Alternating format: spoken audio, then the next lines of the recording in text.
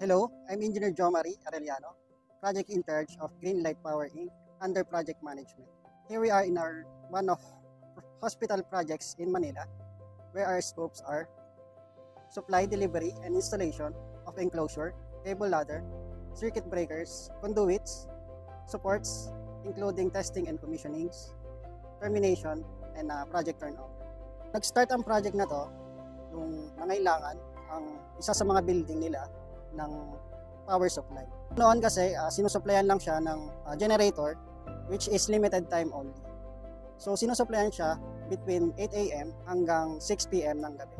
Due to actual site condition nga, since historical yung building nila, hindi sila pumapayag na mag-drill. So ang nagawang solution nila is padaanin yung power supply underground.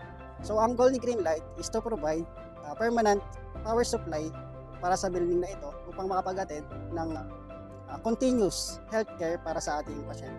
Ang ginawa ni Greenlight, since nagbigay sila ng short lead time, ay nag-conduct kami ng thorough site inspection since existing na itong building na ito.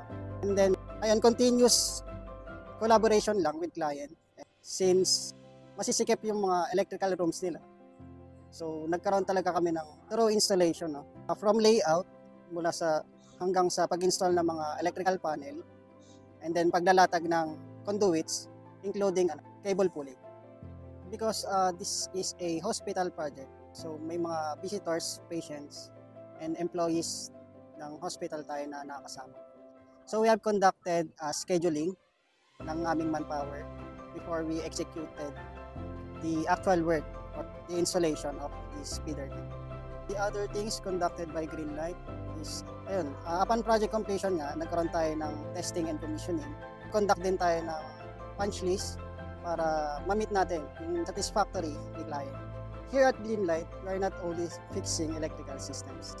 We do it in excellence, adherence to safety standards, and making sure we meet our clients' satisfaction.